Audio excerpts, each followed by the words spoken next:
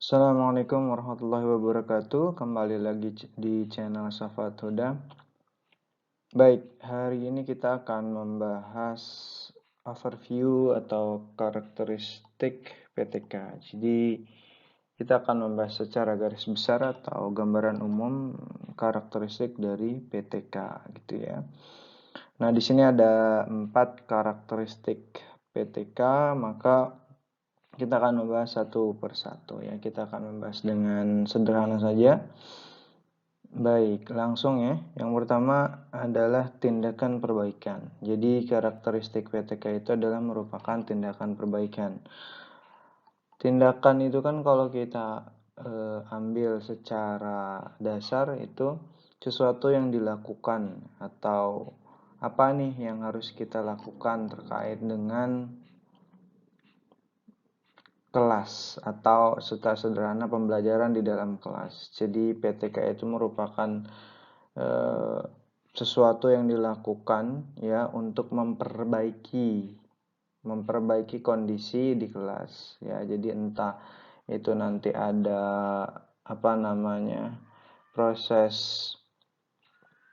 pembelajarannya, jadi lalu nanti ada di mengatur dengan peserta didiknya atau media pembelajarannya atau lagi strateginya atau lagi pendekatannya. Jadi tindakan-tindakan yang dilakukan ini mengarah ke perbaikan gitu ya, mengarah ke perbaikan dan bisa dilihat atau bisa tergambar itu di RPP, rencana proses pembelajaran ya. Terus sekarang kalau kita dengan kurikulum nasional itu di modul semuanya lengkap ya. Jadi di situ tergambar semua kalau kita akan melakukan perbaikan-perbaikan terkait dengan penelitian tindakan kelas. Jadi memang penelitian tindakan kelas ini seperti itu sekupnya ya. Nah, yang kedua itu dilakukan oleh guru di kelas sendiri. Jadi memang PTK ini agak sedikit berbeda dengan research-research yang lainnya. Jadi ini dilakukan oleh guru di kelas sendiri. Jadi ketika guru misalkan mengampu mata pelajaran biologi ya, maka di kelas dialah gitu ya. Misalkan ngajar kelas 9, maka di kelas 10 misalkan, maka kelas dia itu dijadikan sebagai research gitu ya, sebagai research di kelas gitu ya, sehingga nanti memang itu akan lebih terlihat pure gitu, terlihat perbedaannya seperti itu. Sehingga memang di dalam prosesnya di dalam proses di kelas itu guru akan lebih memahami dan akan lebih bisa menganalisis proses-proses yang sudah dilakukan oleh guru gitu ya. Karena kan kalau misalkan di kelas lain yang tidak diampu atau tidak diajarkan oleh guru tersebut perlu adaptasi lagi terkait dengan karakteristik siswa ya, lalu sifat-sifat siswa seperti apa. Jadi akan perlu adaptasi yang berbeda lagi. Jadi seperti itu ya. Nah, itu untuk yang kedua. Yang ketiga itu adalah perbaikan kinerja guru.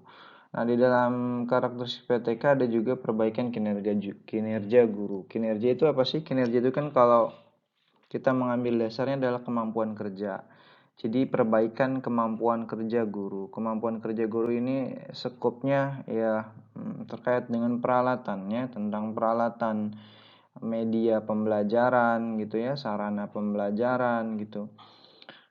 Nah, di PTK itu akan melakukan itu perbaikan atau kemampuan kerja guru. Jadi si guru ini ketika kemampuan kerjanya tidak standar ya, di dalam PTK itu akan menjadi bahasan atau menjadi pokok dalam proses research penelitian. Jadi boleh juga research penelitiannya terkait dengan penelitian mengenai kinerja dari seorang guru gitu. Jadi itu diperbolehkan di dalam proses penelitian atau research tindakan kelas gitu ya, penelitian tindakan kelas.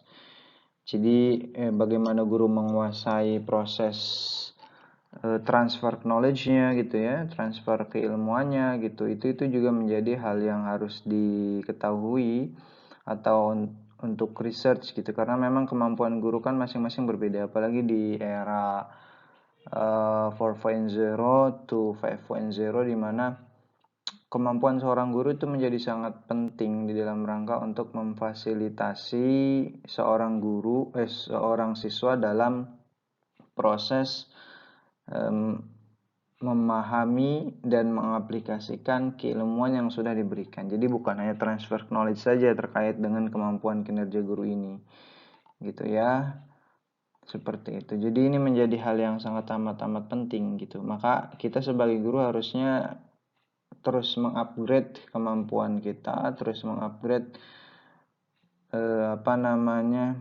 kemampuan profesionalitas kita ya, kemampuan kepribadian kita itu harus terus di-upgrade, sehingga nanti di dalam proses PTK itu akan lebih mudah menemukan masalah gitu. Dan ketika kita menemukan masalah itu mudah, maka endingnya adalah identifikasi masalahnya akan mudah. Ketika ada identifikasi masalah itu sudah kita temukan dengan mudah, maka kita akan mudah merumuskan masalah. Ketika akan mudah merumuskan masalah, maka kita akan mendapatkan judul yang mudah juga gitu ya. Prosesnya mudah di dalam rangka menetapkan judul PTK ini.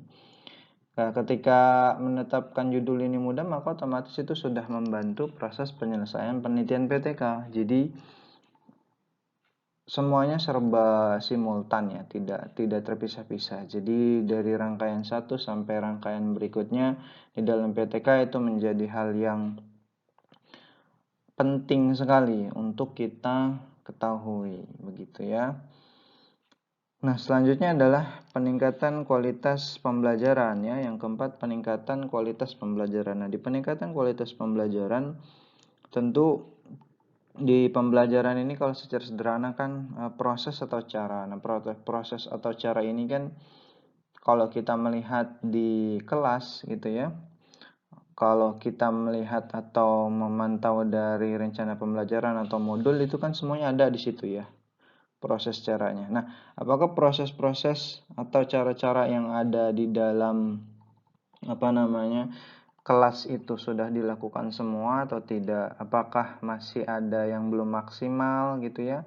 Sehingga kualitas dari proses pembelajaran atau sudah baikkah atau belum baikkah atau masih kurangkah? Nah, itu kan kita akan melihat. Maka di PTK itu juga menjadi sebuah karakteristik atau boleh dikatakan sebagai gambaran atau pokok bahasan yang bisa dijadikan sebagai research penelitian gitu. Jadi kita bisa melihat atau bisa meneliti terkait dengan kualitas pembelajarannya gitu. Jadi mulai dari perencanaan ya, lalu nanti pelaksanaan, lalu nanti ada analisis, lalu nanti ada refleksi.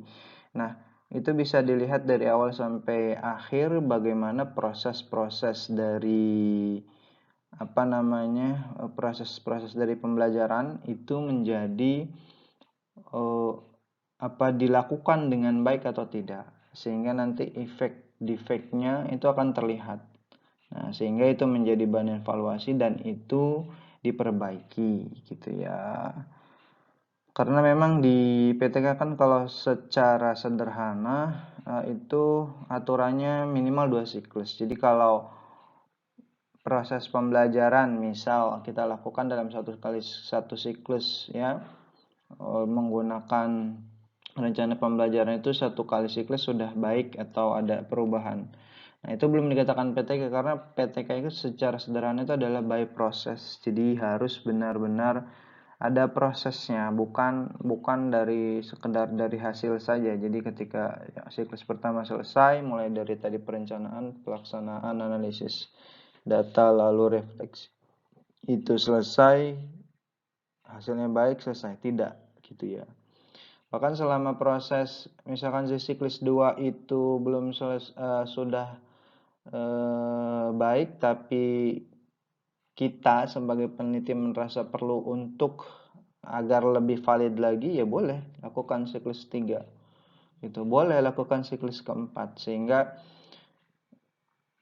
SOP atau batasan standar dari PTK itu adalah 2 kali siklus. Ya, seperti itu. Jadi kalau masih 1 kali siklus itu namanya bukan PTK. Itu ya. Itu menyalahi SOP atau standar operasional prosedur dari penelitian tindakan kelas. Gitu ya. Itu ya, baik, secara sederhana itu yang bisa saya jelaskan terkait dengan overview atau gambaran umum dari karakteristik PTK. Oke ya. See you next time and Assalamualaikum warahmatullahi wabarakatuh.